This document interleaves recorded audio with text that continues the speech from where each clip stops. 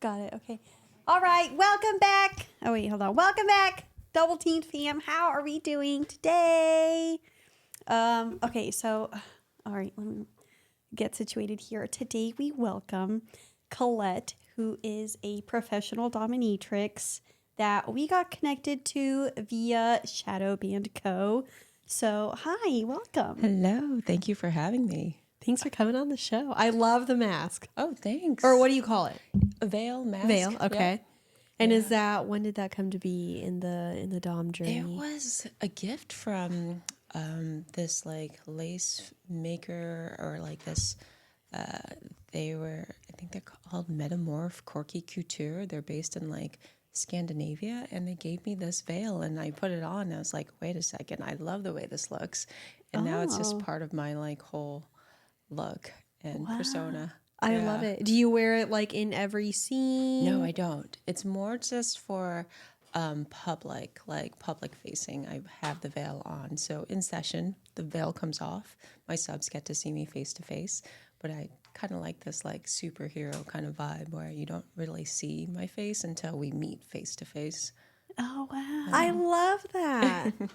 I always say, like, at least in my experience, like in BDSM, I feel like there are, you know, certain like pieces or things that we wear that can like bring about different energies within us. Mm-hmm. Yeah. So, like, for example, I have these claws that every time I wear them, like, I feel like my inner Dom comes out. Yeah. So it just kind of like helps like transform the energy within me. So I wondered if like the veil was something like that for you as well. I think so too. Yeah. When I put it on, I feel like, oh, okay. It completes the look for me. Yeah. Do you also feel like it helps like almost create this, I don't want to say like barrier, but in a way just, well, I guess like a veil. Yeah. In a sense of like. I think it does create this like mystery and this allure and this intrigue of like, who is this person behind the veil? And I like that you have to actually meet me face to face to be able to see my face. And so I get to kind of just blend into the world and nobody knows who I am. Wow. And I like that. maybe someday I'll reveal myself and take off the veil, but I think I'll also have fun with the reveal as well. Mm-hmm. So, Do you have Scorpio placements? I do actually. Okay, because the when you said that screamed Scorpio to me. Wait, do you know which placements? I'm not exactly sure. I had an astrologer look at my chart, and she's like, "Oh, it totally makes sense why you're a Dom. You have so many like parts of you in Scorpio." I'm like, "Okay." Scorpio, Yeah. It's a very kinky. What's your sun sign? It's Aquarius. Oh, also kinky. Yeah. Well, Aquarius is more kinky in the sense that it's like it likes things a little bit differently. Yeah. Also, I'm like more weird. Okay. Nope. It still sounds good. You think so? Oh yeah. Anyways, So how did you get started? yeah. How did this come to being be? a professional dominatrix? So it started in 2005. Oh wow. Yeah. Way back when I was a grad student at UC Berkeley. It was my first year in grad school. And I had moved up to the Bay Area from LA. And my friends who went to UCLA with me as undergrads, they started working at this house of domination called The Gates. And one of them didn't have a great experience and was fired. And another one did have a good experience. And she told me about her day at the office or day at the dungeon when we were like having soup together at lunch. And she's like, yeah, today I just like tied a guy up. I put some clothespins on his nipples and balls and I spanked him. And then I put a strap on and fucked him in the ass. And then I pissed on him. And that was my day. And I was like, what? That's crazy. That's your day at the office. I want stories like that. Yeah. And she paid for our lunch and she pulled out this like $100 bill. And she's like, yeah, this is like this new problem I have now. You know, we get paid in cash. And so I'm always breaking these hundreds at random places that I go. And I was like, okay, I want stories like that. I want problems like that. Where do we go to like get signed up? And so she, directed me towards the Gates, and I went in for an interview and kind of lied about my experience and said I had some personal experience in kink, but didn't really. And then I just went in and started taking sessions. I love that. And then you just kind of learned along the way? You learned along the way. There was no training at all at the house. You just shadow sessions, which is you sit in on sessions, observe them, and maybe participate. And you just start taking sessions when you feel ready to start taking them and start making money. So I was like, okay, after like 5 sessions, I'm like, I'm ready, I think. What was your first session like? Yeah. It was good, I think. I was nervous at first because I was just like, oh fuck, what am I gonna do? What am I gonna say? But I just kind of went with it and just flowed, and the sub or the client brought like this like 12-foot bullwhip, and he's like, oh, if you want, you could use this on me. And I was like, I'm just gonna put this aside. And I didn't touch it the whole time, but I just kind of just went with what I thought a dom would do. And by the end of the session, I told him that was my first session. And he was like, no way, you could have fooled me. And so I just continued playing from there, and Nice. yeah, just built more confidence as I went. I love it. I feel like I need to go to a dungeon. You do. No, you yeah, come to but my dungeon. Stan Fran is very kinky. Yeah. So I wasn't surprised when you said that you went up to NorCal for it, because I've heard there were there still are a lot of dungeons and stuff up there. Yep. I own a dungeon, so if you guys ever come up to the Bay. And that's where it is, right? Is the dungeon is in the Bay Area? Yes. Well, first I started working on a commercial dungeon called the Gates, and then I went independent, and then I bought a dungeon from another dominatrix, and then so I've co-owned this dungeon play space with another mistress for 13 years now. Oh, wow. Yeah. Oh, I'd love to check it out. Yeah. Yeah, next time we go, I'd love to. Well, okay, so now walk me through this, because now it seems like, at least from what I've seen like on your social media page, Yeah. do you have you have a servant or A houseboy? Yes. Yes. So how do we get to from and now, okay, I have a question. Is he a client or a relationship? He's a former client, and now he's just a houseboy who takes care of my house and my dungeon as well. Yeah. Wow. Okay. Okay, so it was professional but turned more personal, maybe? More personal, yeah. It felt like it was, yeah. I've known him for like, since like 2006 or so. So Long it's time, a yeah. long time. I trust him. He knows me very well, and yeah, like he's just a really good friend. And it just kind of transitioned to him being a houseboy, being a friend. So it's more a platonic Yes. dynamic. I love Okay. watching the clips. He's adorable. He is. Yeah, he's super adorable. He's so sweet when you meet him in person. I have this stuffed teddy bear named Cutie that I've had since I was 6, and like I'm obsessed with my bear, and so is he. So every week he comes and visit her and gets her for 24 hours. He takes her on a ramble, hiking in the woods, takes tons of pictures of her, and then post them on his Tumblr blog with like matching the photos with like poetry. He's like, and he has a tattoo of her on his forearm. Oh, wow. I feel like that's the way to my heart, by loving my teddy bear. Oh, that sounds so wholesome. Yeah. But I also like, what was it? I was watching a clip where it was like you went into your closet or Oh, yeah. something, and then there was like a little door that you opened, and then he was in there like ironing clothes or Yes, something. yeah. So that closet, or that little dungeon cell, it's actually in the closet of my bedroom. Like when I bought the wow. house, it was like the special thing that I didn't even know. I was like, oh my God, there's like this house is made for me. Oh, really? Yeah. Perfect. It was crazy. And so I used to like put him in there because he liked being like locked up in there. But then there was one incident where I locked him up in there, and I went for a walk with friends in the park, got high, and totally forgot that I'd locked him in the closet, and he like freaked the fuck out when I got back. And that was the last time that we really had a serious like lock him in the cell. And so now it's just more like, I a could couple of understand minutes that. at a time. Or I was wondering about that, because like for me that would give me such major claustrophobia. Oh, yeah. I was like, more power to him for Yeah. being able to stay. Like some people get off on that too. Yeah. Yeah. And I there's guess like, not anymore. yeah. I'm curious. So when you started at the dungeon, it was more as a dominant. Have you ever been submissive? Actually, when I first worked at the Gates, there was this policy that all the new mistresses had to be switches, professional switches, subs, Okay. and tops, just so that, you would get like some exposure as being a sub and understand the psychology, but it's more for like the head mistress wanting to like really milk us and for like, because she knew that it's just more profitable for her. Yeah. And so I was a professional switch.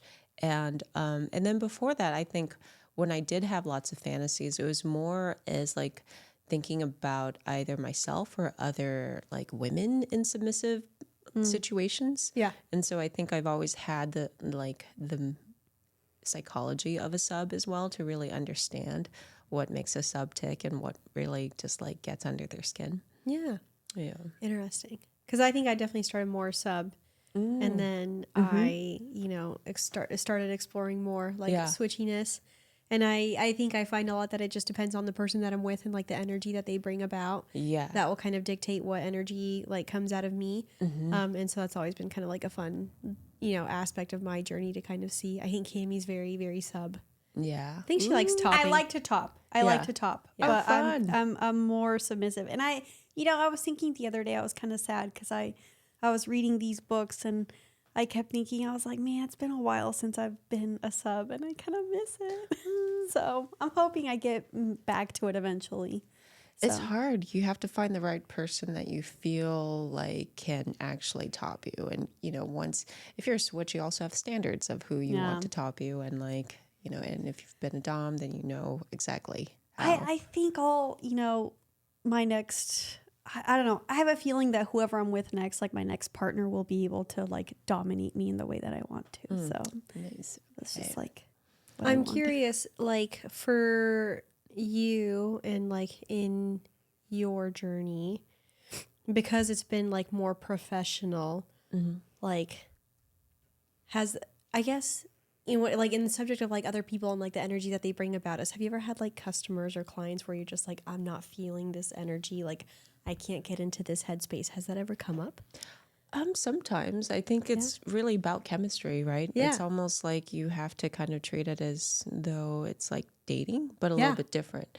But yeah, you have to make sure the vibe is right, that when you play together, it feels very fluid.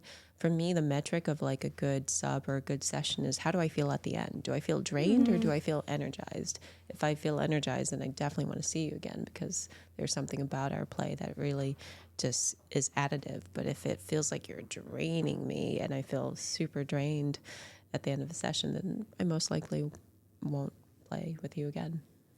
I have a question. Do you require kink in your relationships? Like your personal relationships? No, not really. I think, yeah. Interesting. Well, because it's almost like, that Seinfeld episode of like, I can't remember which character, but he's like dating the masseuse and he's always like wanting a free massage from his like girlfriend who's a masseuse. And I'm just like, oh my gosh, it just feels like I want to be the opposite of.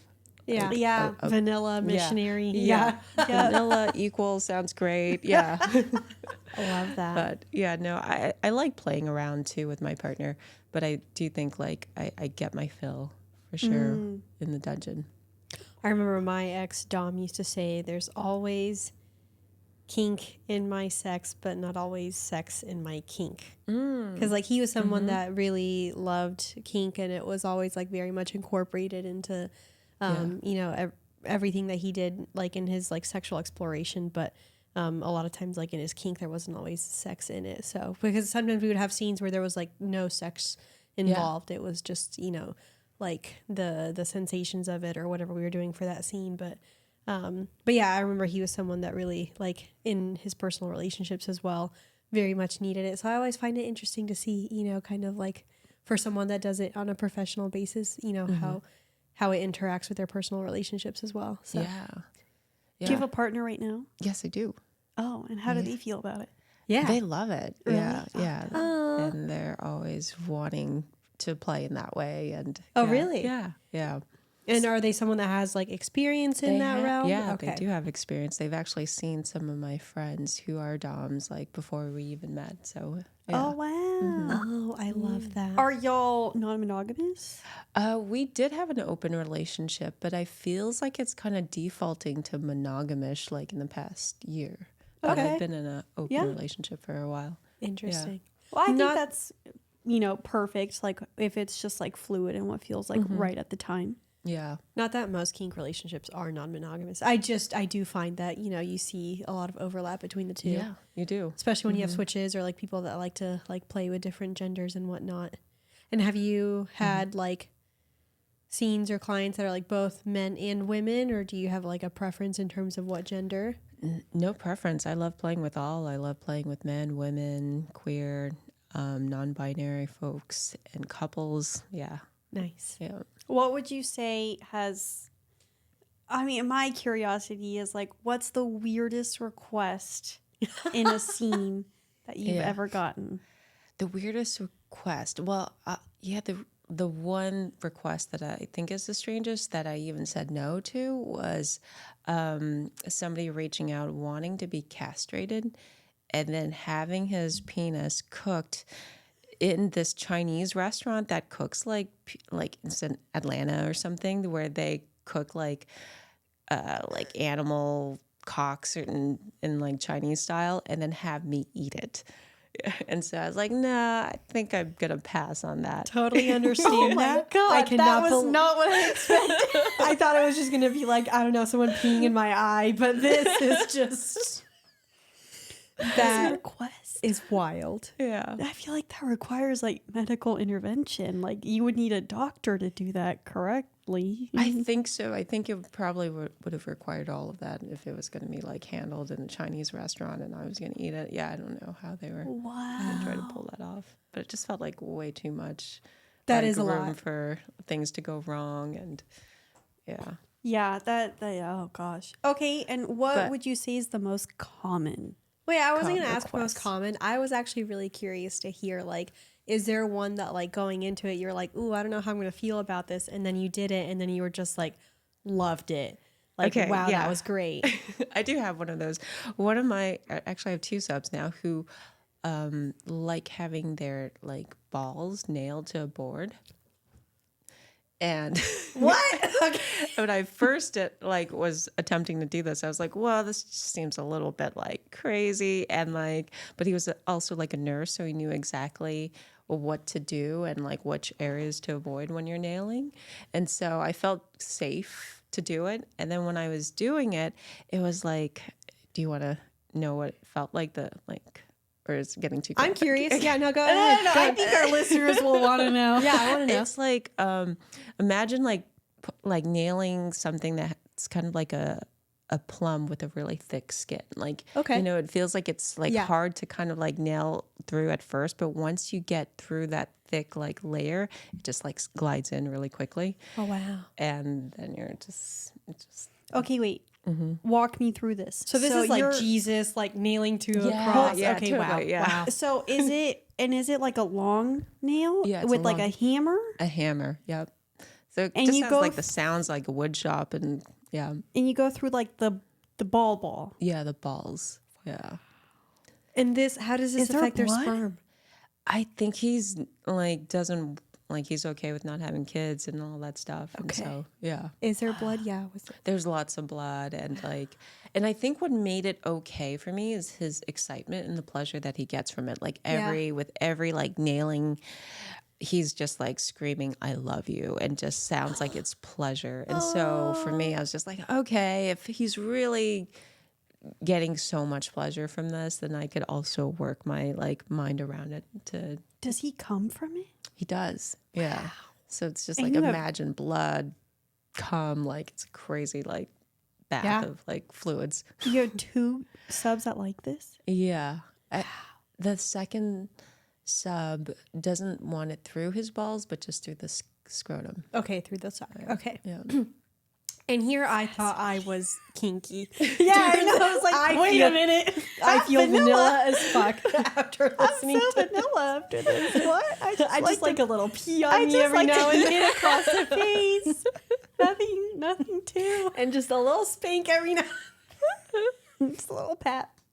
But okay, I know blood, like when Kami asked that, I have an interesting relationship with blood because Yeah. on one hand I love knife play, but I don't want to be cut. Yeah. On the other hand, I like if I see a lot of blood, it does make me a little queasy. However, like my two doms that I used. It was a couple. It was a male and a female. They were both pro doms as well. Yeah. And I just remember like anytime I was on my period, I'd go over there and I'd be like, hey guys, I'm on my period. And they're like, we don't give a fuck. If anything, they would like make a mess of it. And I loved that. Oh my God, that's so hot. And like, and sometimes I still like when it comes to knife play, I'm not there yet, but sometimes I still think about like what it would be like to maybe like go into, you know, drawing blood with it. Yeah. I'm not there yet, but like it does make me curious. And so like when you said that, like when there's just like a mixture of fluids and like I like the mixture of fluids. However, I'm still like working on that relationship with blood because it's kind of, it's an interesting. Yeah. It's still edgy, right? Yeah. And I feel like with knife play, you know, a lot of knife play doesn't draw any blood. It's just the just the blade. sensation of it. Exactly. At least that's my favorite piece of it. What's the aftercare like for the ball nailing? For the ball nailing, just like putting like some pressure on it with like some rubbing alcohol and gauze and making sure that the blood just stops. Wow. Does it swell? Does it I have swell? so many questions. It doesn't swell too much. Yeah, it just has like some punctures to it, and yeah. I'm curious because I'm sure a lot of what you do is like for, you know, the satisfaction of like your submissives and your clients. And I know, you know, you mentioned that you like seeing that and you like kind of like the reaction that you get out of it as well. But like, you know, when you go into like a scene, like what do you want to feel out of it? Like besides like seeing them enjoy it and like getting the gratification from that, like what is it about like, you know, being the mistress or being the dominant that like is appealing to you, like the emotions that it draws? I love being the one that guides the sub or anyone to a new experience. I think like, you know, even if I were to like really think back to like my child self when I was young, I was always that girl who was just like, what? You never been down that cement slide? We have to go. It's just like, I love introducing people to new experiences in their first. So an exposure kink. Yeah. And so I think for me, I just love the trust that comes with kink and having somebody trust me to take them to their edges and explore new experiences. And for me, I guess I get off on that. It's just like so much trust in like somebody giving me this like control over how they feel, what they're going to experience and where they're going to go. And just the deepening of that play of going further and further to the edge. I love pushing boundaries and just finding where the edges of their boundaries are. And then just also kind of blowing their mind where they're like, oh my God, I never thought I would be into that, but I'm like so into it now, and just figuring out what their hot spots and sweet spots are. Yeah. And I just like dialing people in and getting in their heads and seeing how far I could take them. Love that. Wow. So, okay, wait, and now it takes me back to my first question. What is like, I don't know, whenever you have a new, you know, client or whoever come into the dungeon, what is usually like the biggest request or the most common request that you get? I know in a dungeon setting, I wonder if that would be different. Yeah. I think the most common like experience or feeling that a lot of the sub like clients come for is this feeling of pleasing their mistress. So pleasing me, anything that makes me smile. And so interesting. Whatever it is that I want to do to them, that I could be as sadistic as I want. They are just taking everything that I want to give them, and they're just like really working to earn my just to see me smile and to please me. Oh, I like that. Do you find that it's different or like between men and women? Like I would think that men are probably a little bit more inclined towards like pleasing, like the dominance, whereas like women are probably more inclined to like. Let me think on that. No, I would say the same. Really? Yeah. See, I would think men would be more inclined towards it. No, I think especially I don't know, just like from the times that I, you know, when I used to sub, and be in my sub space, like it was all just about pleasing. Like it was at the end of the day, it just like that would make me the happiest in my subspaces. See, for me, it was just about feeling. I was like, I'm just here to receive when I was a submissive. Well, you're more switchy. Yeah, that's true. I feel like that's your switchy side coming out. Maybe. But I don't know. Hey, DT fam, I have a new toy and a new brand for y'all to check out. Now, I have been going to toy conventions here in the US because of my job, and each time I go, I'm introduced to new fun brands like Iroha. And I'm really happy to announce that Iroha has now launched a new toy called the Iroha Mai. It is absolutely beautiful. It's a wonderful wand for clitoral vibration, clitoral play, however you want to say that. So the Iroha Mai is their first ever haptic technology based vibrator, and it has 10 unique vibrations using haptic wave technology where you can experience all-encompassing vibrations based on a low frequency sound wave. It almost sounds like a little tune. It's absolutely adorable. And we have an offer for you, of course. And if you order now through November 8th, you'll get a free Iroha Petite as well with your order. Check out the link in the episode description or go to doubleteamedfam.com and use code DTF to get 10% off your Iroha Mai. Well, so, I mean, I don't want to word this question.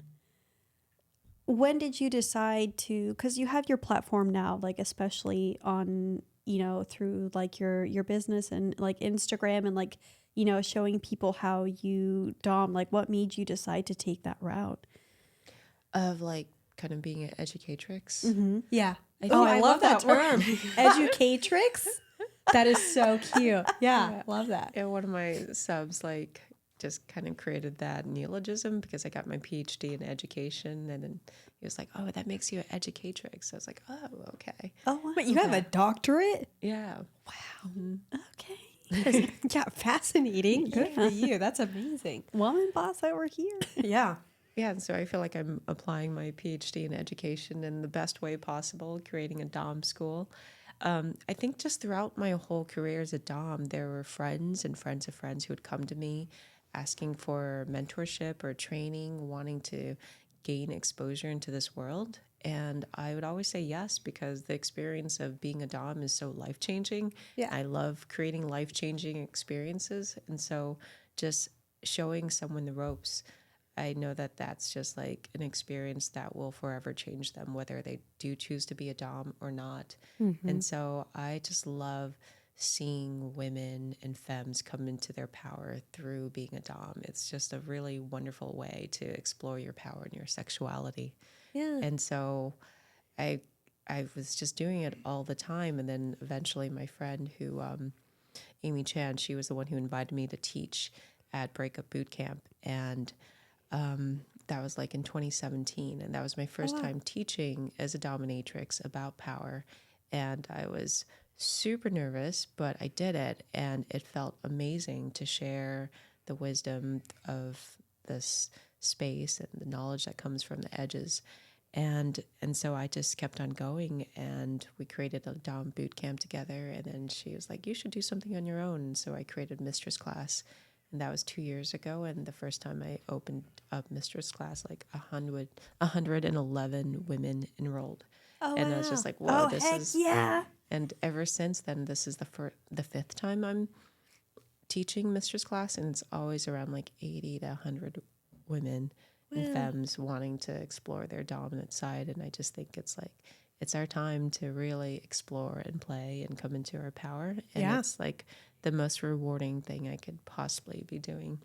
Love that. I love seeing, especially in the kink community, like the doms and subs who teach publicly and teach it like really well, because we need more of that. Yeah. And I know it's hard to like, put yourself out there and like Yeah. have a platform and all of that, especially when you're doing kinky things, just because, it's still something that's like considered taboo. So like, Absolutely. I know. Yeah. And, like we're two people that also have content that, always gets a lot of different reactions. So it's like, it's hard to put yourself out there, but agreed. I think it's great. Like when, people are able to like, be proud about their presence and, the things that they're educating people on and have that presence and like, just put it out there for others so they can learn and everything from it. So, because not everyone, has the ability to do that. Yeah. And So. I agree. It's pretty divisive and kind of edgy to Yeah. talk about these things because they are taboo. And so you do become a target. And I've been targeted. I was framed as a sex cult leader last year. And Fun. Yeah. That sounds fun. Actually, it really does sound fun. What's wrong with the sex cult? I think of all the cults, that's probably a pretty safe one. Yeah. Yeah, somewhat. Yeah. They're having the most fun. But also, it's all those Scorpio placements. Right. Yeah. You also just you do have this very you have kind of like this underworld energy to you, you know, like it's giving it like deep. Well, it's funny because like especially when you walked in, I was like, I would never picture this person as a dominatrix. And you have this very like kind of like soft spoken, almost like nurturing energy. But then I hear you talk about some of these things and I'm like, there is an undercurrent there. Yes. That like once, you know, for the people that are able to tap into it, that is a whole nother world. Well, and that's, Yeah. and that's what I'm saying. I love the underworld. You know, you got to get deep in there. I think that's like one of the best energies to work with because it's like, you know, like you were talking about earlier, you're guiding people through these experiences and touching the edges, but like in a really positive, safe way. And for a lot of those people, it is the pieces of themselves that they're not willing to show to others. You know, it is that undercurrent because maybe they're not ready to, you know, to have those like pieces of themselves like out and about. But that's interesting. I love it. Yeah. Well, I love playing with the different sides of ourselves. And I love that people can't tell that I'm a dominatrix. They're like, what? You're Dom, but you seem so sweet. And I was like, oh my God. It's so fun when you see me in the dungeon. It's just a completely different person. I want to see it. Yeah. I just want throwing that out there. What's your normal, like, what do you wear? What do I wear? Yeah. Oh, in the dungeon? I mean, it just varies. It's play suits, latex. Yeah, I like to go for like comfortable things. So I'm not going to be wearing like a latex catsuit, but like I like things that I could really move around in. And so like play suits are really fun because they're kind of like a onesie that's all sexy and allows me to just really be like mobile. So I'd say lots of play suits and latex that's not like full body. Yeah. Latex is hard. Even this top right now, I'm like, my hair is sticking to it. I It's love like that you're wearing it. yeah. Well, I don't get me wrong. I love this That's top. my top, and I'm upset because it needs to be properly washed. It does need to be cleaned. This one needs to be washed. I don't think people But latex realize is like a lot of upkeep. Yeah, it is. Yeah. I know. it's like taking care of a baby. Not quite. Maybe not, but it's just like You I gotta wore. wash it with Dawn soap. You gotta make sure it doesn't touch metal. Yeah, exactly. Feed it twice a day. You know, like Okay, but maybe when we get home, we should wash it with Dawn soap because it needs it. no, I have the Vivid Wash. Oh, that's good. Yeah. See, Now, I'm curious, like, in terms of, you know, and you don't have to answer questions about your personal life if you don't I'm want happy to. to. But, like, for example, like, you know, do all your friends and family know what you do? Like, is it something that you're very, like, open with everyone about? Or, is, like, you know, Yeah. do they know? Because, for example, like, you know, we have our pod page, but, like, we blocked all of our family from seeing it. They kind of know about it, but, like, we wow. still Yeah. block them. But I'm curious, like, to what extent, like, you know, both the inner and the outer circle, like, knows. Yeah. Well, so when I first started, I didn't tell most of my family other than my sister. Well, actually, it took like a couple of years. Then I told my sister about what I did. Yeah. But I hid it from my family. I also didn't reveal it to anyone in academia except for like another friend and colleague. And so it was most of my friends knew what I was doing, but it wasn't until like a decade into it that I was outed by my sister to my mom about what I did. And then my stepdad as well. And so that was like a pretty like big moment of coming out. And so that was like what 2014. And, you know, my family wanted me to quit. And so I really had to choose. I'm like, oh shit, do I make my family happy and quit what I'm doing that makes me really happy? Or do I continue doing what I love and make my family unhappy? And I just chose to continue doing what I do with this like vision that I'm like, you know, at some point I'm just going to keep on dispelling these misconceptions about kink and sex work, and they will come around and hopefully they'll be proud of what I do. Yeah. And so, you know, fast forward to now, I'm like teaching Mistress class my mom, my family, they all know what I'm doing. They're super supportive. And my mom actually is, helping me in the process. The welcome kit of Mistress class has like a veil. And so she, finds the lace and has my seamstress or make them. And so she's a huge part of this process as well in terms of just being my biggest cheerleader. And so I never thought that would ever be possible at all when I first started or even when I was outed. And now I'm like, oh, they're proud of me. And so I love that. I think it's also a big lesson and a good reminder for like anyone listening that like, a lot of times like we don't want to upset the people around us, but like I think if we really do stick to like what makes us happy and like what we truly love, eventually, especially the people that really do truly love you and care for you, like they'll see just how happy it makes you. They'll see just how much of an impact it has like on your life and like whoever else is around you. And like, I think that, they eventually like catch on or come around. And so, should always do it for you and not, hopefully, or trying to like avoid upsetting others. Right. So yeah, I'm happy that they were able to like come around and be a great supportive resource for you. yeah, I'm really happy about it too. And I think it just also taught me about like the importance of your like owning your truth and speaking your truth. Like I think before I wasn't really in my power because I was hiding this part of myself from the people I love. Yeah. And once you could actually be out and be completely just embodying that truth and speaking that truth, like every part of you becomes true, even your wildest dream. Like it's in my wildest dream that my family knows what I'm doing and they get it and they're proud of me. But that's what happens when you like walk that path of like having those difficult conversations and allowing them to create this shared reality with you. Love that. What would you say? Well, I guess like one of my last questions would be like, what's your biggest fantasy? Yeah. What's your wildest dream for your dominatrix career? What's your vision? Oh my gosh, just like continuing and building this army of doms, like just like seeing more and more doms come into their power, just seeing this shift in our structure and society of seeing like patriarchy crumbling because there's so many women in their power and they know their worth, they know their value, and they know how to play with their power and they show the world how we do it. What does power truly look like from the divine feminine standpoint? And it's just full of love, compassion, collaboration, cooperation, and it's just magic. Oh, I would join a sex cult if you started. I was going to say, whatever cult you start, sign me up. Yeah, I will be there.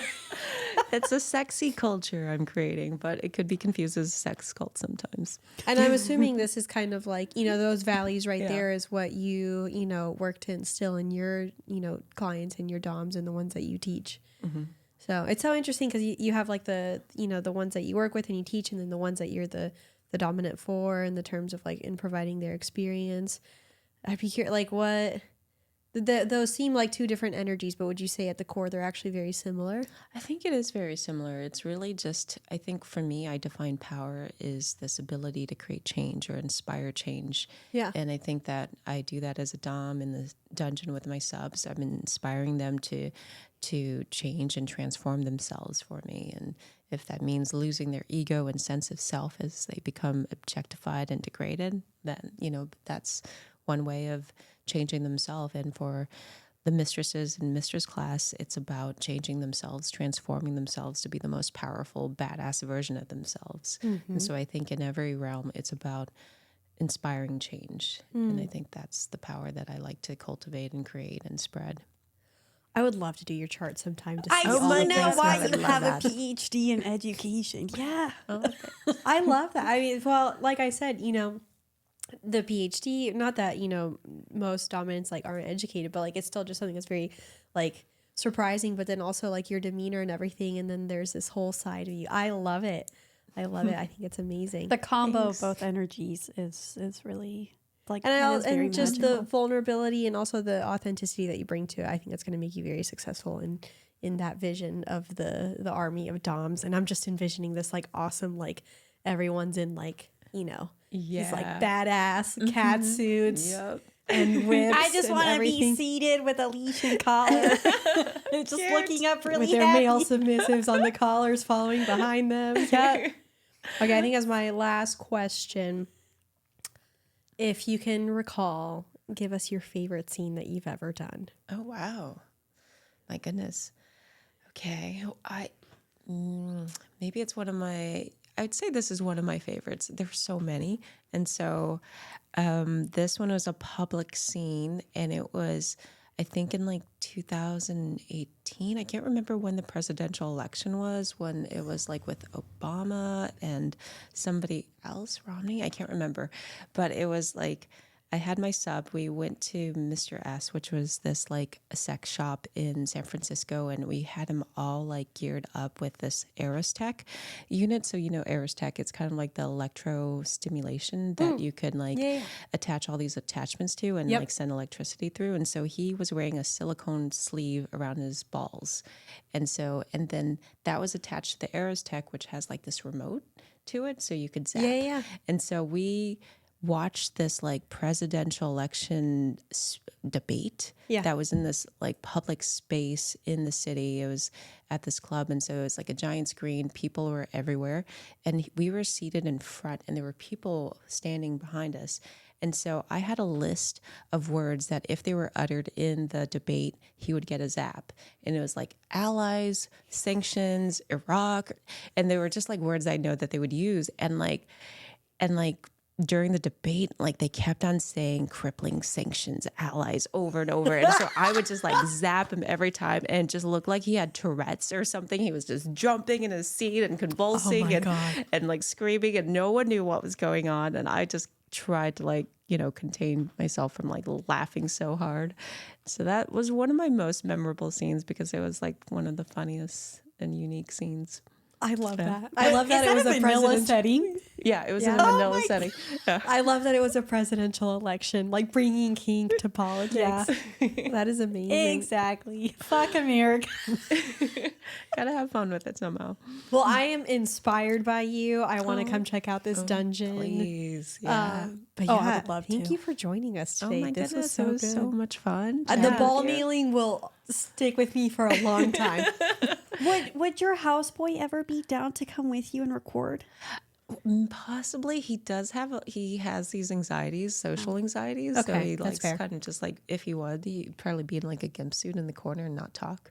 Would be his like, but yeah. It'd be That's fine. What if we give him like yes and no? Oh yeah, that would be fine. Yeah. Okay, that would be Because fine. I would love to ask him, like, just to know like his experience and like that, that mindset that I would just love to Yeah, talk to I him. do have other subs who are really awesome, devoted, and are more vocal and love to come and share. Oh, Yeah. absolutely. Yeah. Okay, perfect. Well, yay. Would you like to plug yourself for anyone that wants to find your content, your mistress classes, anything? Yeah, I guess just find me on social media, Instagram. I'm pretty active on there now. So at Colette Pervette. I guess I also am at Domina Colette on Instagram. I have 2 handles because as sex workers, you always got to have 2. We have 2. Yeah.